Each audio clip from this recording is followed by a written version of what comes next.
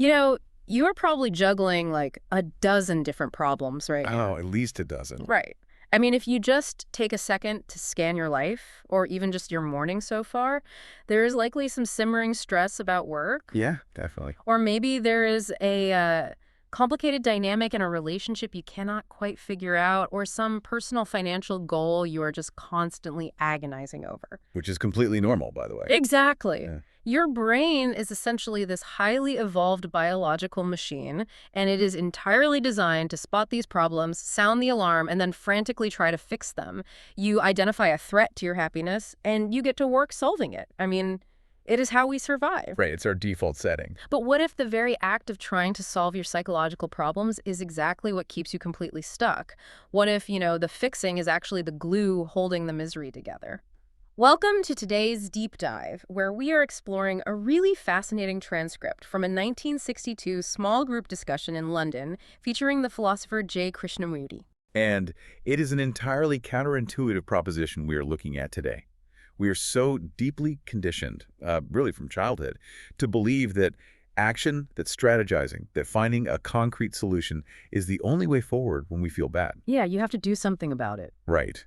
But what we are exploring today asks us to completely abandon that instinct. These thinkers laid out this radical definition of what it actually means to have a mature mind. And the definition is simply this: a truly mature mind has absolutely no problems. None. Zero. Which, I mean, sitting here in the modern world with our endless notifications, economic pressures, and just constant low-grade anxiety, that sounds utterly impossible. Sounds like a fairy tale. It really does. But the further you dig into these ideas, the more you realize this isn't about, like, magical thinking or just ignoring your rent. It is a profound shift in mechanics. For anyone dealing with the modern crush of information overload and constant stress, understanding why trying to fix your mind is a trap changes everything.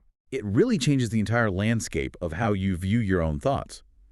But to understand how a human mind can actually operate with no problems, we first have to, take a really harsh look at what our minds are currently obsessing over. Right. The root of it all. Exactly. Yeah. We have to look at the architecture of our daily lives. The core argument they arrived at is that the entire psychological structure of our society, and therefore our minds, is built on three main pillars. And those are money, sex, and power.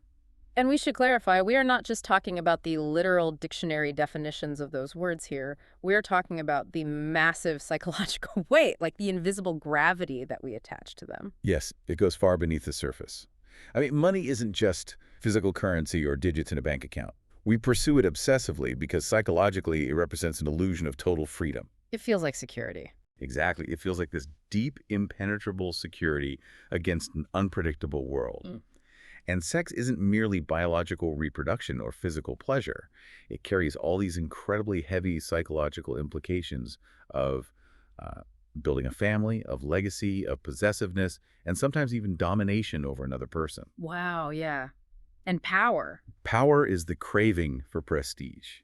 It is the desperate, driving desire to be somebody today and to ensure you are still somebody tomorrow. It really is the operating system of our entire existence. And what is so striking about this philosophy is the realization that even when we think we are rejecting this structure, we really aren't. No, not at all. Like, let's say you get incredibly burned out. You decide, I am done with the corporate rat race. I am giving up the pursuit of money. I don't care about climbing the ladder or having power over people. Right, the classic escape. Yeah, you try to be spiritual, or you withdraw to a cabin in the woods, or you throw yourself into a minimalist lifestyle.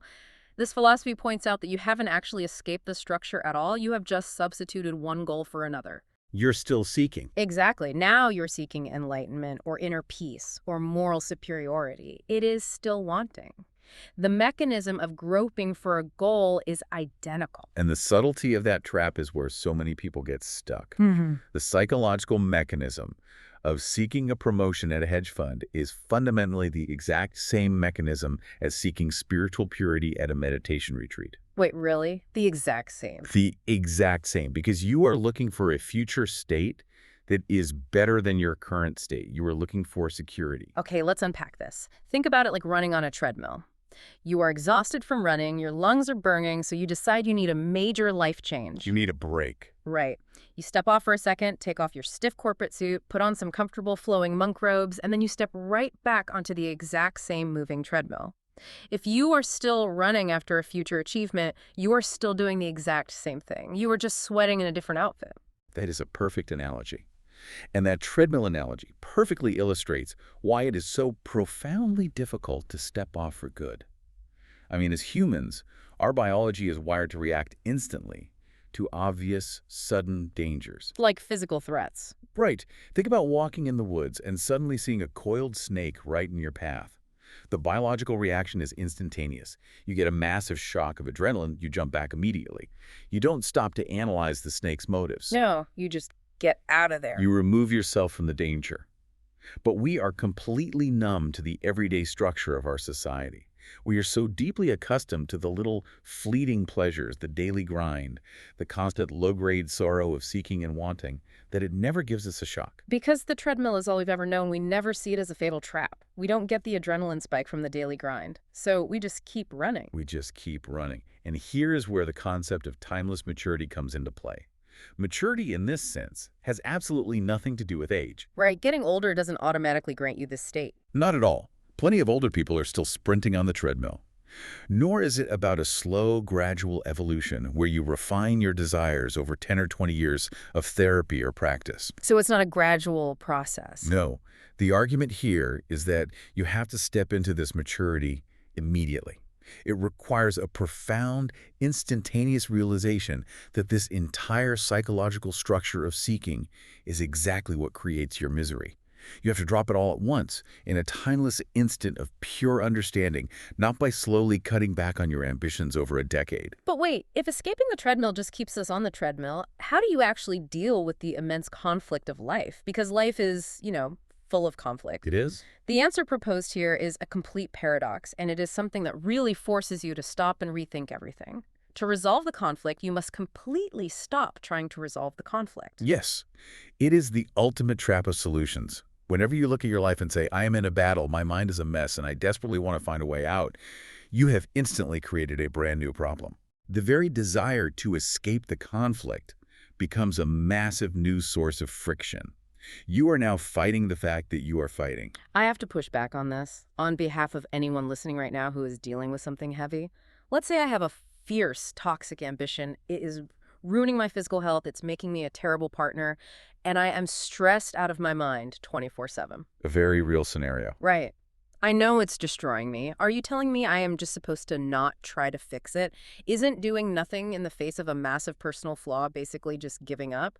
It sounds a lot like totally checking out and letting your worst impulses win. That is exactly the resistance most people feel, and it's a completely natural reaction. It's the exact same pushback the philosophers in that 1962 discussion grappled with. So how do they justify it? To understand why it isn't giving up, we have to break down the crucial difference between a practical problem and a psychological problem. Let's say you are stranded and you are starving. You need food, and you know there is a fruit tree a mile away.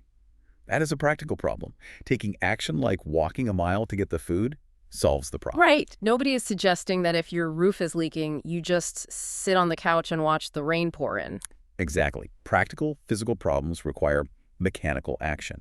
But psychological problems operate on a completely different set of laws. Let's take your example of toxic ambition. The moment you say, my ambition is ruining my life, I need to fix it and become a peaceful person, what is actually happening in your brain? I'm trying to change. But you are creating a duality. You are splitting your mind in two. You have created a violent conflict between what is, which is the reality of your ambition, and what should be, which is your idealized desire to be a calm, non-ambitious person. Oh, I see. So wanting to not be ambitious is, ironically, just another form of ambition. You are now ambitious about being peaceful. Precisely. You have just added another layer of conflict. Seeking an answer to a psychological problem always requires you to do one of two things. You either condemn it by saying, my ambition is evil and I must crush it, or you justify it by saying, well, my ambition is stressful, but it's necessary to provide for my family. And both of those are traps. Yes. The very moment you condemn or justify the feeling, you stop looking at the actual, raw fact of the ambition itself. You are no longer dealing with reality. You are caught in a theoretical war of ideas inside your own head. So the goal isn't to give up. The goal is to stop the endless loop of mental doing that is eating up all your cognitive bandwidth and creating more chaos. That's it, exactly. There's an intense concept here, which is that to a mature mind, a psychological problem is seen clearly as a poison.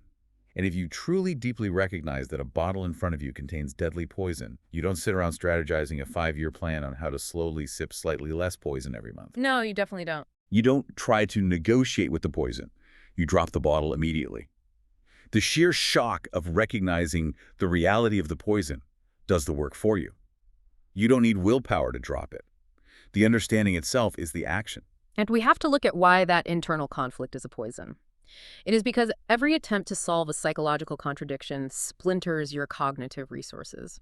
You want to go north, but a part of you desperately wants to go south. Exactly. You want the power and fame of being successful, but you also want to feel the purity and peace of deep humility.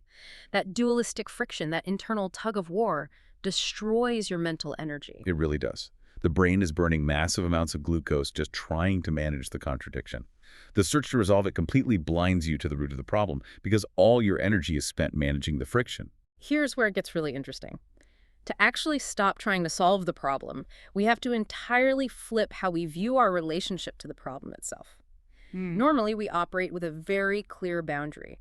We think there is me, the core person sitting inside my head, and over there, separate from me, is my anger or my anxiety or my ambition. Yes, that is the classic division between the observer and the observed.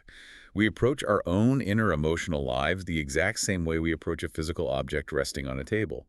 We mentally step back, we look at the emotion from a distance, we judge it, and we try to manipulate it. Think of it like being in a movie theater. You were sitting in the dark, watching a film, and suddenly a terrifying villain appears on the screen. You hate this villain. You start screaming at the screen, throwing your popcorn, trying to fight the image projected in front of you. Right, totally caught up in it. But in your panic, you have completely forgotten that you are sitting in the projection booth. You are the one running the projector. The light, the film, the villain, it is all coming directly from you. You can't fight the villain on the screen without essentially fighting your own machinery. The separation is a total optical illusion. That is a brilliant way to visualize it, and this philosophy drives that point home with a very stark, uncomfortable realization. Right. I am the problem. Wait, I am the problem. Yes, there is absolutely no separation between the observer and the observed. The incredibly complex social structure, the mess of society, the driving ambition, the deep-seated guilt, the despair. You are not a separate entity viewing these things from afar. I am that. But our brains naturally fight this integration. I mean, we literally use language to create this fake distance. Language is our primary defense mechanism. Words and classifications are how we build walls. By saying, I am an anxious person, or I am a failure, or even positive things like I am a successful executive, we create a false sense of continuity. We box ourselves in. Exactly. We build a psychological fortress out of words. The very word me or I is essentially just a massive accumulation of past memories and labels. And that label, that rigid concept of me, acts as a barrier that separates us from experiencing the actual living fact of the problem in the present moment. So as long as there is a me who dislikes the anxiety and a me who wants to forcefully evict the anxiety from my brain, I am trapped in that dualistic friction. I'm screaming at the movie screen. Yes. To really understand how this separation works mechanically, think about a botanical metaphor. Imagine you are walking outside in a garden and you look down at a vibrant, intricate flower. The very instant your brain engages and says, that is a rose, something profound happened. What happens? You are now looking at the flower botanically. You have instantly engaged your past knowledge, your memories of roses you've seen before, the category of the plant. In that tiny fraction of a second, you actually stop looking at the raw, living, present moment reality of the specific flower right in front of you. Oh, wow. So you are no longer seeing it. Exactly. You were just referencing your own internal encyclopedia entry for rose. You are seeing the label, the memory, not the living thing itself. And we do the exact same thing to our own inner lives thousands of times a day. We feel a sudden hot surge of energy in our chest, and instantly the brain labels it. This is anger. We look at our own emotions botanically. We classify the feeling. We judge it based on every time we've been angry in the past, and we immediately try to manage it or suppress it. Right. But what if you could look at that hot surge of energy non-botanically? What if you could just observe the raw physical and mental sensation without immediately slapping the word anger on it? without me stepping in to act as the police officer. Okay, let's bring this down to earth and get really practical. Because if we strip away the labels and we realize we are the problem, what does living in this state of timeless maturity actually look like on, a random Tuesday afternoon? Right, in the real world. Yeah. If I'm sitting on a crowded bus, tired after work, and a highly intrusive, deeply judgmental or negative thought pops into my head, how do I apply this? My initial instinct is that just letting every single terrible, anxious thought freely exist in my head without fighting back sounds incredibly exhausting. Won't I just be totally overwhelmed by negativity? It sounds exhausting only because you are still imagining the scenario where you are subtly fighting them. Yeah. But the reality of the mechanics here is that the exhaustion you feel every day actually comes entirely from the resistance. Wait, the resistance is what's tiring. Yes.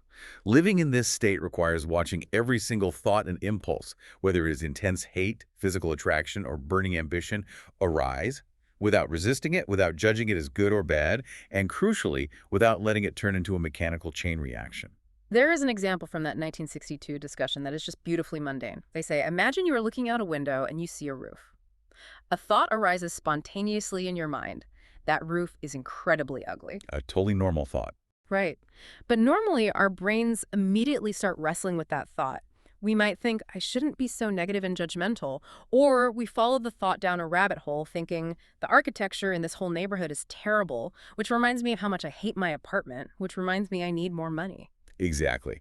The initial thought becomes a spark that lights a massive fire of distraction, pulling you completely away from the present. But the mature mind handles it differently. You simply observe the thought itself. You just watch it. Right. You observe the mental whisper that roof is ugly with the exact same quiet, neutral attention you use to observe the physical roof. You don't fight the thought. You don't condemn yourself for being a judgmental person. You don't say, I must stop thinking negative things. You just watch the thought arise, exist, and fade. But if I am not fighting these thoughts, if I'm not acting as the bouncer of my own mind, why doesn't my brain just descend into chaos? What actually happens to our mental energy when we stop wrestling? This is the most fascinating part of the neuroscience and psychology behind this philosophy. It's all about cognitive load.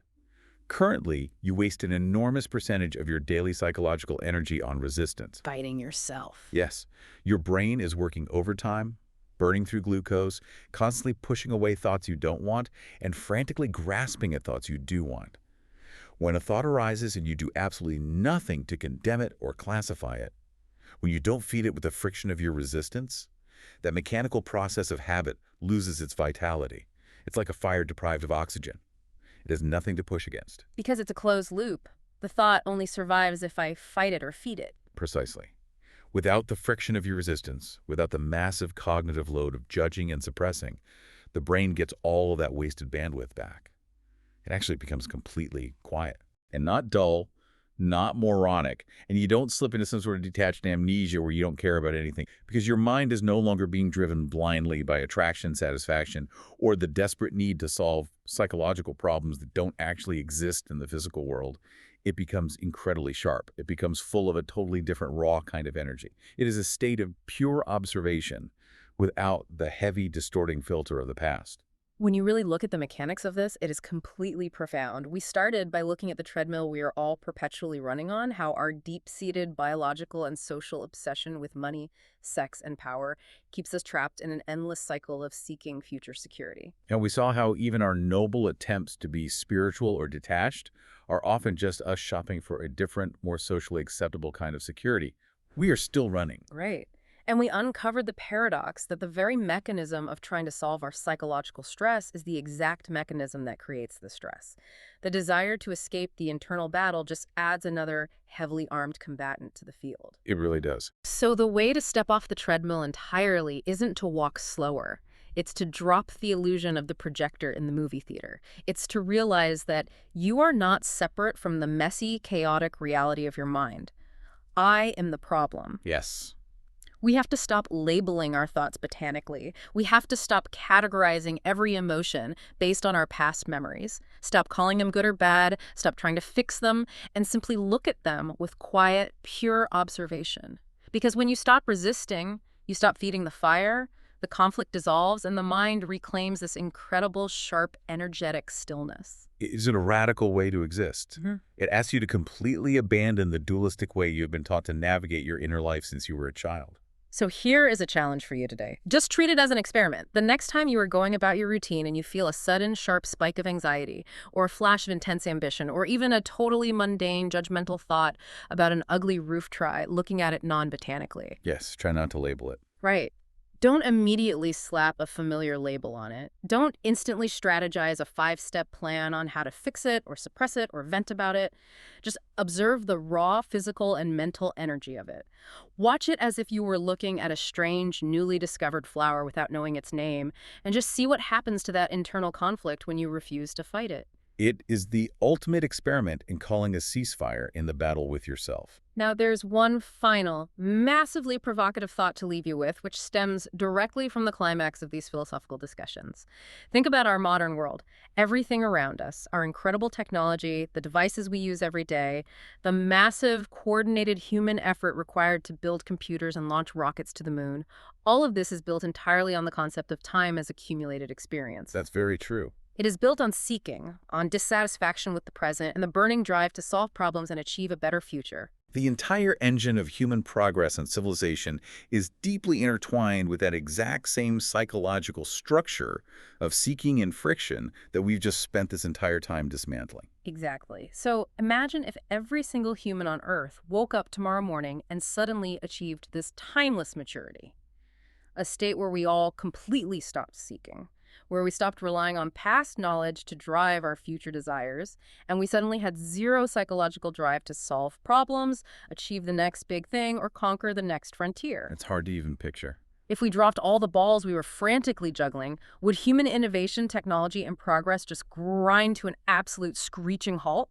Or, stripped of the toxic poison of conflict, ego, and ambition, would we create a completely different, entirely unimaginable kind of society? Something to mull over until next time.